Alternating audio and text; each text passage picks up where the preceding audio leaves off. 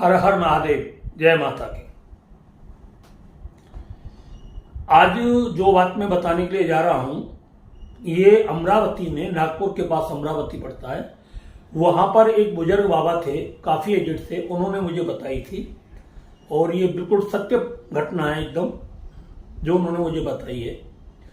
ये घटना इस तरीके से है कि कोई व्यक्ति थे वहां पर, और उनके पास बहुत ज्यादा गरीबी थी, बहुत ज्यादा गरीबी थी, और परिवार बड़ा था, बच्चे ज्यादा थे उनके, 6-7 बेटियां थी, 5-4 जो उनके बेटे थे।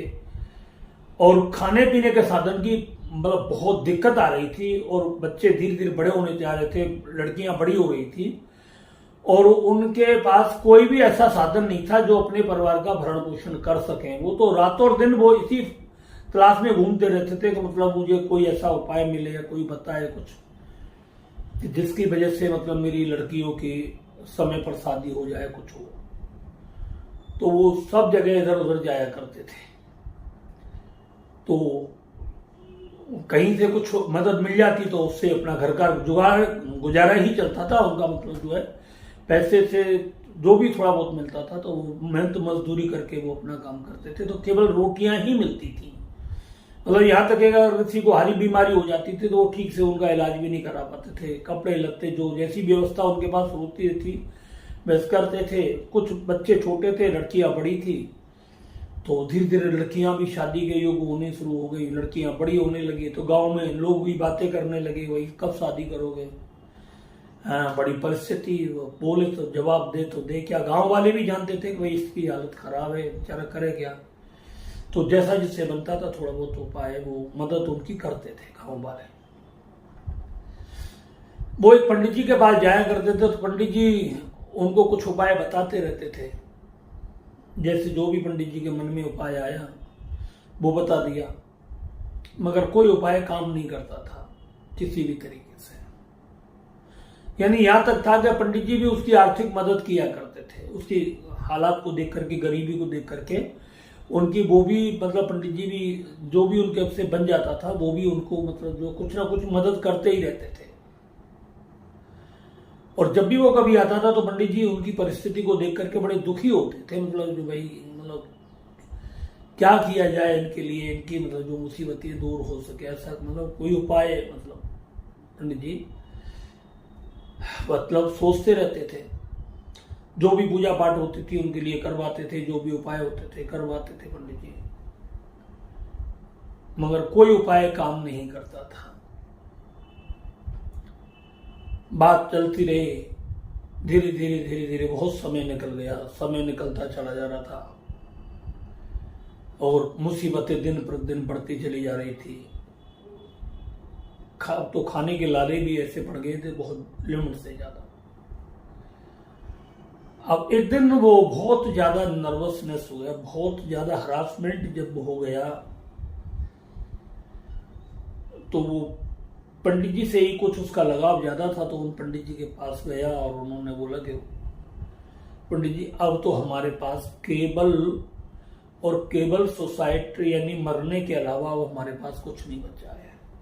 हम अपने बच्चों की देखभाल नहीं कर पा रहे, बच्चों को हम रोटी तक ही नहीं खिला पा रहे, तो ऐसे जीने से हमारा क्या फायदा। हम अपनी आंखों से अपने परिवार को इस तरीके से नहीं दे सकते, अब तो हमारा मरना ही ज्यादा अच्छा रहेगा। तो ये बात जो पंडित जी ने सुनी तो पंडित जी बड़े दुखी हुए, बहुत ज्यादा परेशान हुए। जो है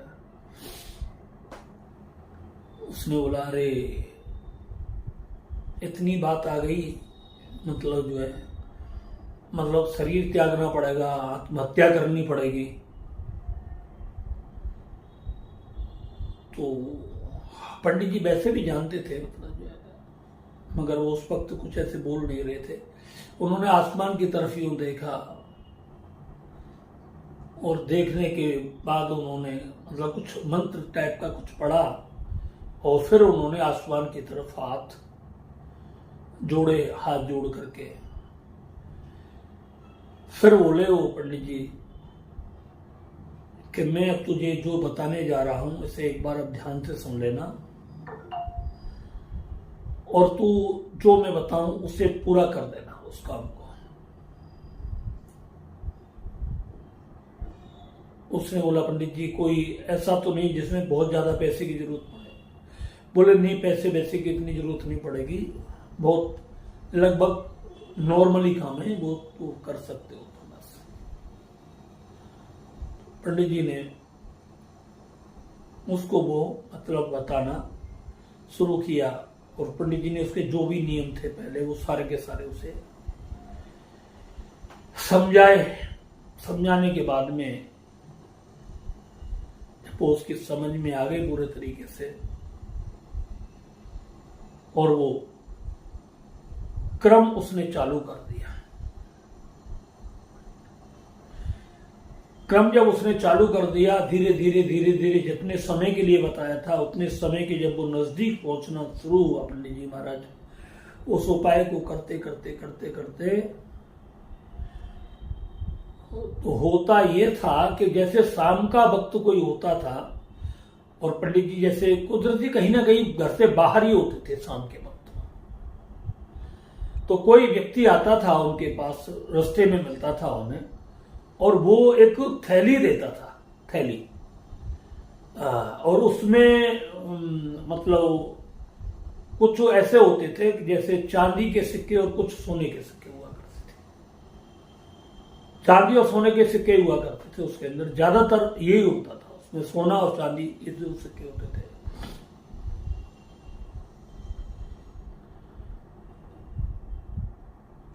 और उसको ये बोलते थे कि आप घर ले जाना, घर जाकर के देखना। तो पंडित जी का ये नियम था, जो जैसे बोल देता था वो वैसे ही करते थे, मतलब ऐसा नहीं कि अपनी मर्जी से कुछ कर, जो उन्होंने बोला वैसा ही करते थे। सारी बातें पंडित जी को पहले पंडित जी ने उन्हें बताई रखी थी कि भाई ऐसे ऐसे तुम्हारे साथ होगा, तो तुम मतलब जो है जो वो कहे फिर उस तरीके से करना। भगवान की कृपा से 1-2 दिन बाद, 2-3 दिन बाद कोई ना कोई ऐसा व्यक्ति आता रहे और वो पंडित जी को देता रहे। यो तो पंडित जी की शादी बेटियों की एक ही थैली में हो जाती, मगर ऐसी कई थैलियां उनको पंडित जी को मतलब मिली, मतलब काफी सोने की मतलब जो है मुद्राएं मिली, काफी सोने के वो चांदी के वो मिले, जैसे उनको बोलते हैं सोने की तो मोहर असरफी होती थी कुछ इस तरीके के, किन्नी विन्नी ऐसी कुछ, और चांदी के भी जो सिक्के विक्के होते थे। तो ऐसे एक ही थैली में काम हो जाता, मगर ऐसे उनको एक बार नहीं कितने बार थैलियां दी, कितने बार दी। पंडित जी ने सबसे पहले अपने उन पंडित जी को बताया जिन्होंने ये उपाय बताया था, बोले ऐसे बात है, उनकी बस ठीक है बताना मत किसी को, तुम अपना जो काम है उस काम को करते रहो।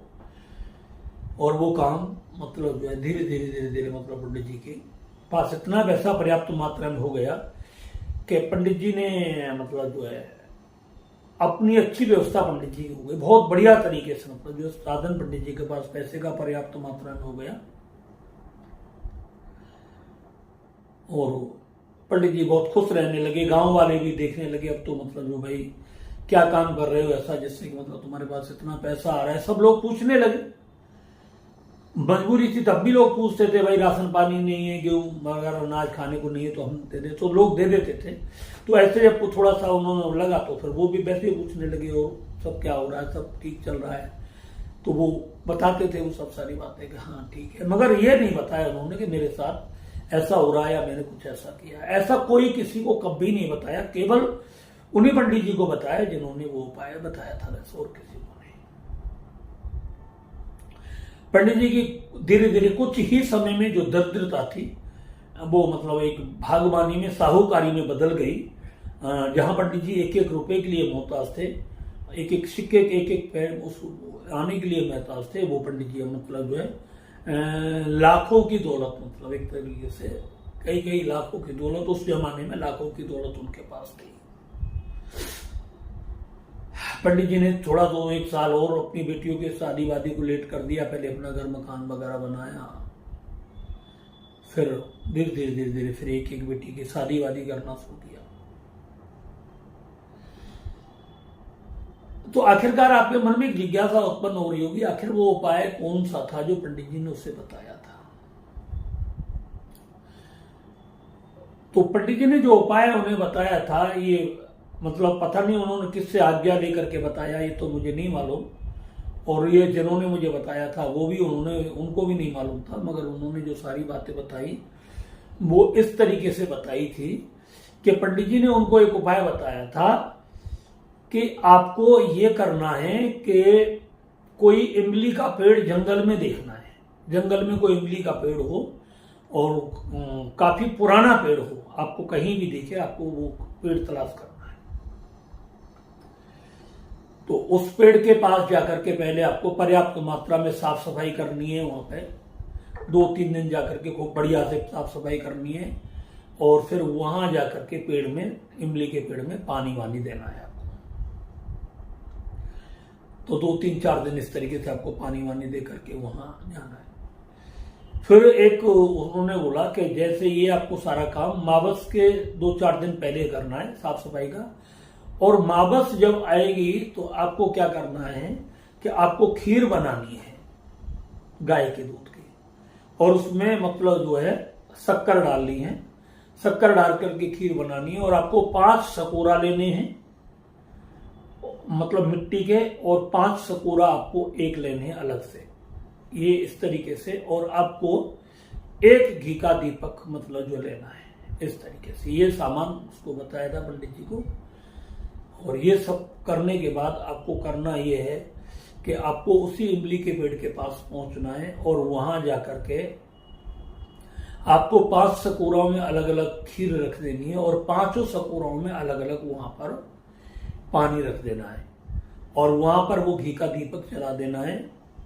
और आपको ये बोलना है वहां पर उस पे इमली के पेड़ के पास जाकर के कि गुरुदेव की आज्ञा है, मैं आपको ये 40 दिन तक मतलब जो खीर का भोग लगाऊंगा, भोजन रखूंगा, और आप इसे ग्रहण करें। और मेरी दरिद्रता है, मेरे धन के अभाव को आप मुझे धन दे दें, इसके बदले में आप मुझे धन दें जो मैं आपको खीर रख रहा हूं। और इसमें जितने भी चावल खीर के अंदर पड़े हुए हैं उतनी मात्रा में आप मुझे धन दें, ज्यादा से ज्यादा धन दें, मेरी दरिद्रता दूर हो जाए, ऐसी कृपा आप मेरे ऊपर करें। जो भी अदृश्य और दृश्य शक्तियां इस वृक्ष के ऊपर विराजमान है। तो ऐसा मतलब जो उन्होंने ये बोलना वहां पर शुरू किया। और वो वहां डेली उसका नियम था कि जाना, खीर बनानी, खीर बना करके वहां रखनी, रख करके पानी रखना, देसी घी का दीपक जलाना, और 2-4 मिनट 10-5 मिनट वहां पर वो रुकते थे और बगैर फिर वहां से वो चलते थे, तो बगैर देखे वहां से वो वापस हो जाते थे। 40 दिन का क्रम था। 40 दिन उन्होंने बोल दिया 40 दिन मुझे करना है। धीरे धीरे जैसे जैसे समय निकलता गया, 10-5 दिन बदल गए, बीत गए वहां पर। तो मतलब जो है अब क्या होता कि पंडित जी एक दिन शाम के वक्त कहीं से आ रहे थे और उन्हें कोई व्यक्ति मिला, अनजान व्यक्ति मिला उनको। अनजान व्यक्ति मिला और उसके हाथ में एक मतलब थैली टाइप की थी, और वो थैली उन्होंने कहा कि लो पंडित जी दक्षिणा ले लो आप। तो सारी प्रक्रिया पहले पंडित जी ने उनको बता रखी थी कि जब कोई दे तो मना मत करना। तो वैसे तो वो पंडित जी ने लिया और माथे से लगाया और वो पंडित जी सीधे अपने घर की तरफ आ गए। पीछे मुड़ करके नहीं देखा किसने दिया किसने नहीं दिया, ऐसे मतलब जो है ना उनकी शकल दी, उनको ले लिया। ऐसे ही पंडित जी को 2-3 दिन बाद, 2 दिन बाद, 1-2 दिन बाद, 3 दिन बाद मतलब जो है शाम के वक्त मतलब जो पंडित जी को वो थैली मिलती रही, चलता रहा सिलसिला। 40 दिन पूरे होने को आ गए। पंडित जी उसी पेड़ के नीचे 40वें दिन गए, हाथ जोड़ करके कहा कि मेरे पास आपको धन्यवाद देने के लिए कोई शब्द नहीं है, जो आपने मेरे लिए किया है मैं इसका बदला किसी भी जन्म में नहीं चुका सकता, और आपके लिए बहुत बहुत दिल से धन्यवाद। मेरे गुरु को धन्यवाद जो उन्होंने मुझे ये मार्ग दिखाया है। मैं आपको ये वापस नहीं कर सकता, बस इसके लिए आप मुझे क्षमा करना और मुझ पर और मेरे परिवार पर आप कृपा बनाए रखना। इमली के पेड़ के नीचे पंडित जी ने ये मतलब शब्द कहे और पंडित जी का थोड़ा सा गला भर आया कि भाई जहां से मिला है अब मैं उसको बंद कर रहा हूं, तो कैसा मतलब जो है थोड़ा सा तो लग ही रहा था उनको भी, क्योंकि पंडित जी जुड़ चुके थे उनसे। और पंडित जी ने सारी बात उन पंडित जी को बताई जिन्होंने उपाय बताया था। उन्होंने पंडित जी ने उनको बताया कि भाई जितना भी ये पैसा आया है, जो भी आपको दौलत मिली है, इसका 10वां हिस्सा निकाल करके आप पहले किसी मंदिर देवालय में या गरीबों के लिए आप इसको दे दो। और उसी तरीके से उन्होंने उसको कर दिया। ये जो उपाय था, ये इमली के पेड़ पर जो होते हैं भूत होते हैं, मैं आपको बता दूं, और कुछ विशेष यक्ष भी होते हैं। और यक्षों के जो अधिपति हैं वो कुबेर हैं। और कुबेर तो आप समझते हैं भंडारी हैं, पैसे वाले हैं। तो जब ऐसा कोई समय आता है और बनता है, तो भूत या जो यक्ष उस पेड़ पर होते हैं, तो वो अपने भंडारी कुबेर से जाकर के वो मतलब प्रार्थना करते हैं कि ऐसे ऐसे बातें, और हमारे पास कोई आया है, अब आप हमारी मदद कीजिए, धन से हमें धन देना है उनको।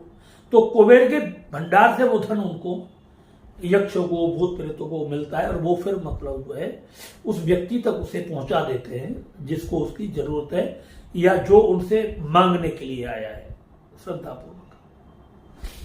तो इसी तरीके से मतलब जो है ये था। तो ये मैंने इसलिए आपको बताया है मतलब उपाय, कि जब कोई भी उपाय काम नहीं किया पंडित जी का, तो लास्ट में उन्होंने मतलब जो है किसी अपनी अदृश्य शक्ति से आज्ञा ली, और फिर आज्ञा लेकर के ये उपाय पंडित जी को बताया था। तो वैसे तो मैं इसके बारे में आपसे क्या कहूँ, आपकी मर्जी है, आप इसको करके देख लेना। और मगर ये निश्चित कर देना है आपको कि मैं इतने दिन तक ही करूंगा, बस इतना ध्यान रख लेना। ये पहले बोल देना कि 20 दिन करना है, 21 दिन करना है, 40 दिन करना है, 50 दिन करना है, ये आपको पहले निश्चित समय बोल देना है। अगर आपने नहीं बोला और आप चढ़ाते रहे वहां पर, और जिस दिन आपने इसको बीच में बंद कर दिया, तो आपको शायद हो सकता है कि कोई परेशानी आपके जीवन में खड़ी हो जाए। और जब आप निश्चित बोल दोगे भाई ये आपके लिए मैं भोग प्रसाद जो भी दे रहा हूं, ये 40 दिन दूंगा, 50 दिन दूंगा, 60 दिन दूंगा, 100 दिन दूंगा, तो ये आप पहले बोल दें वहां पर। और वही प्रक्रिया आपको पहले करनी है कि उसी पेड़ के पास इमली का कोई पेड़ हो तो साफ सफाई करनी है, और फिर वही खीर बनानी है देसी गाय की दूध की, और फिर उसमें शक्कर डालनी है। शक्कर डाल कर 5 सकोरे, 5 पानी के लिए सकोरे, 1 देसी घी का दीपक। और आपके सामने जो भी मजबूरी है, आपके सामने जो भी मजबूरी चल रही है और जिसका समाधान आपको नहीं मिल रहा है, आप हाथ जोड़ करके वहां पर उनको बोल दें। और जैसे आप बोलोगे तो निश्चित रूप से वो आपकी बात को सुनेंगे और आपको देर सवेर उसका समाधान मिलेगा। अगर आप पैसे से दुखी हैं तो आपको पैसा भी मिलेगा। और भाई मैं तो पैसे की बात कर सकता हूँ, बस सीधी सी बात है कि आपकी दरिद्रता आपकी दूर हो सकती है। आपकी दरिद्रता आपकी दूर हो जाएगी, और आपके घर में जो पैसे का अभाव है वो पूरी तरीके से दूर हो जाएगा। और फिर मैं आप सभी से एक अनुरोध करता हूं कि भाई कभी भी किसी वृक्ष को मत काटना, क्योंकि वृक्षों पर ही भूत प्रेतों का, यक्षों का प्रभाव होता है। वो उनके घर होते हैं, किसी के घर को मत उजाड़ना। अगर आप किसी के घर को उजाड़ोगे तो आप ध्यान रख लेना, देर सवेर आपको उसका परेशानी का सामना करना पड़ेगा। आप किसी के कहने से किसी पेड़ को ना काटें, चाहे वो आपके घर में हो, चाहे वो बाहर हो। हाँ, अगर परिस्थिति ऐसी बन जाए कि आप घर बना रहे हो और वो घर के अंदर वो जगह आपकी आ रही है ऐसी कि जहां वो आपको काटना बहुत जरूरी है, तो पहले आप 2, 4, 6 दिन, 10 दिन पूजा करें उनकी, और उनसे हाथ जोड़ करके प्रार्थना करें कि मजबूरी में हमें आपको यहां से हटाना पड़ रहा है, और हम आपको वचन देते हैं कि हम आपको हटा रहे तो आपके ही पेड़ हम मतलब जो है 10, 12, 15, 20 बाहर लगाएंगे, और आप उन पर निवास करना। तब तक आप अपना स्थान किसी दूसरी जगह पर मतलब चयन कर लें, आप वहां पर रहें। तो ऐसे बोल करके आप उस पेड़ को काटोगे तो फिर आपको शायद इतना पाप नहीं लगेगा। मगर भैया पाप तो लगता है, मेरा दिल तो गवाही नहीं देता। किसी बड़े पेड़ की तो बात छोटी है, छोटा सा पेड़ उखाड़ने में भी मेरा दिल दुखता है। तो ये उपाय था, आप इसे कर सकते हैं जो पंडित जी ने बताया था, और बहुत ही सरल उपाय ज़्यादा नहीं है। और ये करना कब है आपको, ये आपको दिन छुपने के 1.5 घंटे बाद आपको वहां पर जाना है। और मावस से आपको ये उपाय आपको शुरू करना है। मावस जब आएगी तब आपको ये से शुरू करना है। और फिर 40 दिन का ही आप करना चाहिए। 40 दिन का ही बताया तो 40 दिन का ही आप कर लेना। आप क्यों लंबा चौड़ा आगे बढ़ाओ उतना, तो हो सकता है कि जितनी जल्दी आपका काम हो जाए अच्छी बात है। अगर आपको वीडियो अच्छा लगा हो तो इसको मतलब जो है ज़्यादा से ज़्यादा शेयर करें और चैनल को सब्सक्राइब भी करें और लाइक भी करें। इसी के साथ हम अपनी वाणी को विराम देते हैं। हर हर महादेव, जय जय श्री राधे।